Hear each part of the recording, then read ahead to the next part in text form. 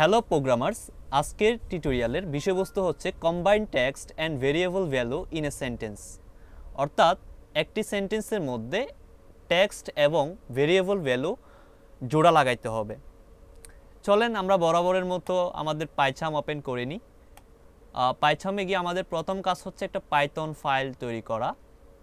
নিউতে যাব, দেন হচ্ছে আমরা পাইথন ফাইল ক্রিয়েট করব। ফাইলের নাম দিয়ে দিচ্ছি কম্বাইন্ড টেক্সট, অথবা কি করতে পারি আমরা কম টেক্সট দিচ্ছি আমি। ওকে, দেন আমরা এখানে একটা ভেরিয়েবল নিয়ে নিচ্ছি। ভেরিয়েবলের নাম দিচ্ছি নাম্বার ওয়ান ইকুয়াল আমি দিলাম 20, নাম্বার 2 ইকুয়াল দিয়ে দিচ্ছি 40।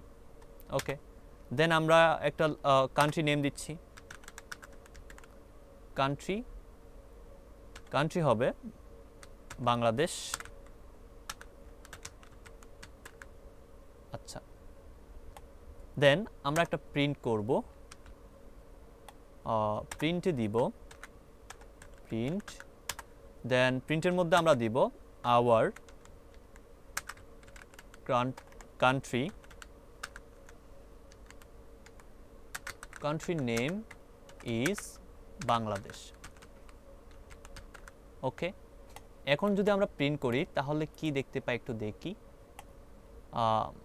এটা রান করার পর দেখা যাচ্ছে our country name is Bangladesh. আচ্ছা, এখানে টুইস্ট হচ্ছে আমরা যদি চাই এই যে বাংলাদেশ যে ডাটাটা আছে এটা আমরা ভেরিয়েবল থেকে নিব, মানে হচ্ছে ভেরিয়েবল থেকে এখানে আনবো।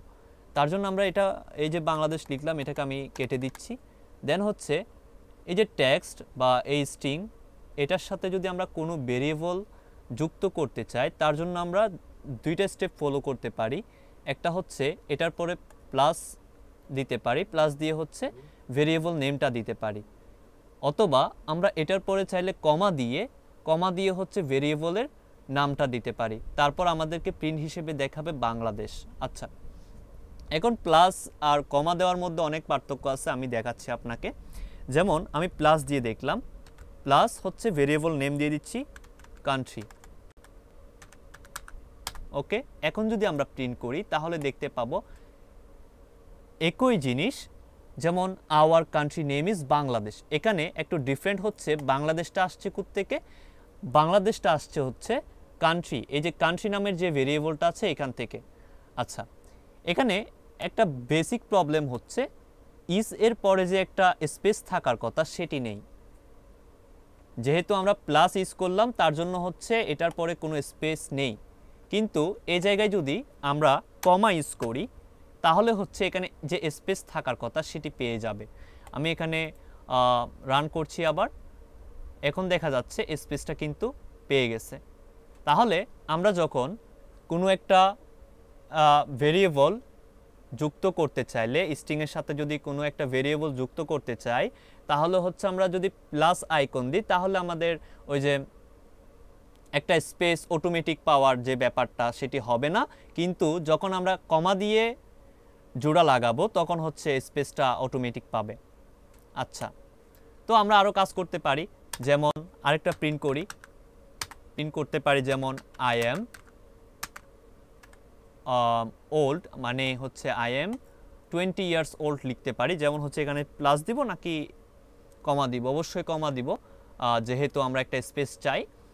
এখানে দিব হচ্ছে 20টা আমরা কার থেকে নিব, নাম্বার 1 থেকে নিব।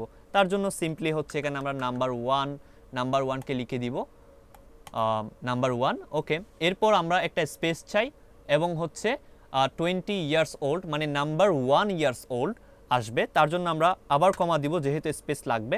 এখানে কি লিখবো, এখানে হচ্ছে আবার আমরা ডাবল কোটেশন নিব, তারপর লিখব ইয়ার্স ওল্ড, দেন হচ্ছে একটা ডট। ওকে, এখন যদি আমরা প্রিন্ট করি তাহলে দেখতে পাবো এই যে আই এম 20 ইয়ার্স ওল্ড লেখাটা প্রিন্ট হয়েছে। এখানে আই এমটা তো অটো, মানে আমরা যে স্ট্রিং দিয়েছি সেখান থেকে এসেছে। তারপর হচ্ছে এই যে 20 যে ব্যাপারটা এটা আসছে হচ্ছে নাম্বার 1 ভেরিয়েবল থেকে। আচ্ছা, তারপর ইয়ার্স ওল্ড সেটা তো বুঝতেই পারতেছেন এখান থেকে আসছে। আচ্ছা, দেন হচ্ছে আমরা অনেক কিছু লিখতে পারি, যেমন হচ্ছে আবার প্রিন্ট দিলাম। এখানে আমরা করতে পারি যেমন হচ্ছে মাই